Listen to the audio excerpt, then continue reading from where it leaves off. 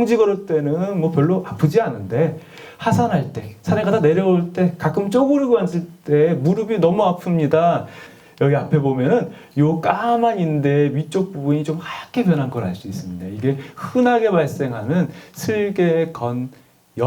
아까 전에 힘줄에 생기는 염증 반응입니다. 많이 써서 생기고 과도하게 써서 생기고 무리하게 사용해 생기는 병으로 무릎의 앞쪽 통증이 등산하시거나 혹은 쪼그리고 앉을 때 생기고, 당연히 힘줄염이니까 물은 안 차지요. 아팠다가도 조금 쉬거나 약도 좀 드시거나 다른 본적 치료하면 잘 낫습니다. 그래서 이런 병들은 매우 흔한 병들이고 잘 낫고, 또 반대로 얘기하면 또 생기실 수도 있고 그런 병들이 있다. 요즘에 무릎이 가끔씩 시큰거릴 때가 있고 무릎이 별로 붓지는 않아요. 그냥 아파.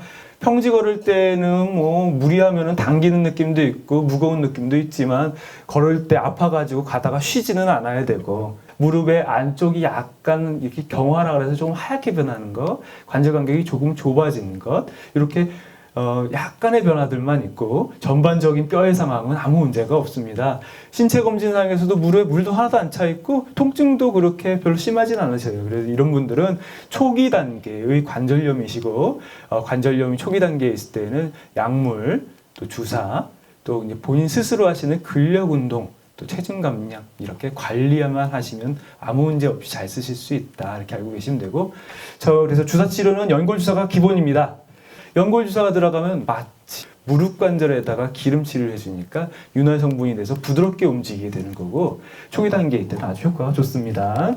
평지를 걸으실 때는 주 3회 이상, 한 번 걸을 때 30분 이상씩 조금 땀이 나고 힘이 들 정도로 빠른 걸음을 걸으셔야 근력이 붙는 거지, 마실라 같이 평지 걷는 거, 일하시는 거는 근력 붙는 게 아니다, 이렇게 알고 계시면 되고, 체중이 많이 부시면 5kg 불면은 무릎에 가해지는 부담을 한 3배 정도 는다고 되어 있어서 체중은 항상 관심을 가지셔야 되고, 체중이 너무 그렇다고 다이어트를 열심히 하면 또 기력이 세해지고 뭐 당 조절 하시는 분도 있으시니까 하여튼 체중은 불지 않게 열심히 조절하셔야겠다. 무릎에 물이 많이 차고, 물이 맨날 차니까 무겁고 무릎을 굽혔다 폈다 하기가 힘들고 항상 부어 있습니다. 걷는 것도 불편합니다. 이렇게 오셨습니다. 우리 MRI 물이 차서 봤더니 MRI에서 이렇게 조각이, 연골 조각이 끼어 있는 모습을 볼 수 있습니다. 그래서 지속적으로 물이 차는 거는 무릎 안에 연골이나 연골판에 문제가 있다. 이런 거는 약이나 주사로 치료하는 병이 아닙니다. 인대 강화 주사나 근육 주사로 치료하는 병이 아니고, 요거는 관절경 시술로 간단하게 해결할 수가 있습니다. 무릎을 구부리면은 뒤가 당기고 계란 하나가 무릎 사이에 끼어 들어간 것 같고 물주머니가 있다 그래서 주사기를 뽑았는데 뭐 뽑아도 계속 차요. 뭐 이렇게 얘기하시는 분이 있습니다. 그래서 오금 뒤쪽에 이렇게 물주머니가 하나 튀어나와 있고, 우리 MRI 찍어봤더니 뒤에 이렇게 하얀 물주머니가 큰 게 하나 들어가 있어요. 우리가 아까 풍선 주머니에서 물이 차면 물이 갈 데가 없으니까 뒤쪽으로 흘러 들어가서 이쪽에 물주머니 생기는 거고, 요 계란 같은 게 하나 껴 있으니까 불편하신 분은 제가 이렇게 제거해 드릴 수가 있습니다. 그래서 무시하시면 안 되고, 이런 것 병이 있을 때에는 관절경으로 간단하게 물주머니를 제거해서 이렇게 제거해 드릴 수가 있습니다. 무릎 안쪽이 너무 아프고 다리를 디딜 수가 없고 물이 너무 많이 차고 평지 걸을 때도 다리를 접니다. 통증이 너무 심해서 쩔뚝쩔뚝거리면서 들어옵니다. 연골 조각이 떨어져 나서 균등하게 힘을 못 받으니까 연골 조각은 점점 더 떨어져 나가게 되고 더 낡게 됩니다. 그래서 관절염의 진행을 예방하고자 요거는 수술적 치료가 필요하게 되는데, 그래서 연골 조각이 떨어져 나갔고, 이 연골 조각 떨어져 나간 거는 뭐 지역병원에서 주사를 맞는다거나 약을 먹는다고 해서 해결될 거는 절대 아닙니다.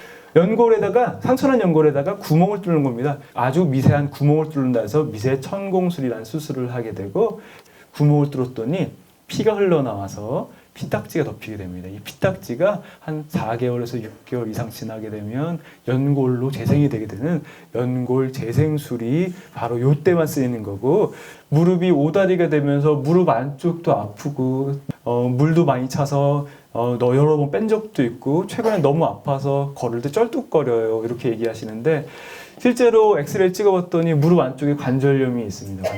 관절염이 있고, 다리는 약간 오다리로 이렇게 벌어진, 여기 안에 연골과 연골판이 있어야 될 자리에 그 연골판과 연골이 낡아서 사라지게 되니까 마치 블럭이 하나 빠진 것처럼 이게 주저앉고, 안쪽이 주저앉으니까 오다리로 변하게 되는 겁니다. 이럴 때는 요 다리 정렬을 고치지 않으면은 치료가 안 되고, 정렬을 고치는 수술하게 되는데 이렇게 일자로 펴짐으로써 무릎의 안쪽과 바깥쪽을 균등하게 사용하게 되고 조화롭게 사용하게 됨으로써 무릎 안쪽의 통증도 좋아지고 반대로 얘기하면 관절염의 진행도 예방할 수 있는 아주 좋은 수술입니다. 그래서 다리 아픈 지는 한 10년 됐어요. 걸을 때 뒤뚱거리고 다리도 너무 휘어서 보기 흉하고 무릎이 다 펴지지도 않고 구부러지지도 않고 쪼그려 앉는 건 못한 지 꽤 됐어요. 항상 아파서 이제는 아픈지도 모르고 무릎 부어있고 걷다가 자꾸 쉬어야 됩니다. 이렇게 얘기를 합니다. 엑스레이 보면은 뼈끼리 다 닿은 마지막 단계 관절염입니다. 이 수술은 완전히 망가진 무릎에 대해서 시행하는 마지막 방법이다. 실제로도 수술하게 되면요, 이렇게 인공관절이 들어가서 예쁘게 다리가 펴지는 걸 볼 수 있고 오다리인 것도 예쁘게 이렇게 펴지게 돼서 우리가 인공관절 할 때 인공관절만 하는 게 아니라 우리가 뼈 정렬을 맞춰가지고 다리 정렬도 일자로 아주 미스코리아 다리로 이쁘게 만들어드립니다. 슬관절 증상은 지금까지 제일 중요한 증상은 통증, 어떻게 아픈가, 언제 어디가 아픈가, 뭐 할 때 아픈가 이런 것들. 부종, 물이 붓는데 이게 물이 찬 건가, 실제로 물이 찬 건가 이게 중요하고, 잠김, 갑자기 잘 움직이던 무릎이 안 구부러지거나 안 펴진다. 또 변형, 내 다리가 시간이 갈수록 너무너무 쉬는 게 너무 보기 흉하고 아파, 이런 분들이 이제 증상이고, 그다음에 초기 단계 관절염에 대해서는 아까 말씀드린 관리, 운동, 체중 감량, 연골 주사, 그 다음에 가끔씩 약 이런 것도 되고, 그 다음에 이런 것들을 잘 낫고, 연골판 파열이나 연골 손상이나 이런 것들은 관절경으로 간단하게 해결이 되고, 하지병렬 변형 같은 경우는 다리를 펴는 수술로서도 내 무릎 관절을 오랫동안 건강하게 쓸 수가 있으니까 이런 것들은 수술적 치료의 대상이 되고, 이제는 쓸 만큼 썼고 너무너무 많이 망가졌어 이럴 때는 인공관절 치환술이 대상이 된다. 이렇게 진단을 빨리 정확하게 해서 차라리 하시는 게 나중에 안 아픈 무릎을 오랫동안 사시는 게 중요하다. 모든 치료는 관리 및 보존적인 치료가 우선이 돼야 되고, 수술은 어떻게 보면 마지막 옵션이 돼야 되고, 그보다 더 중요한 거는 정확한 진단이 제일 중요하다. 이렇게 알고 계시면 되겠습니다.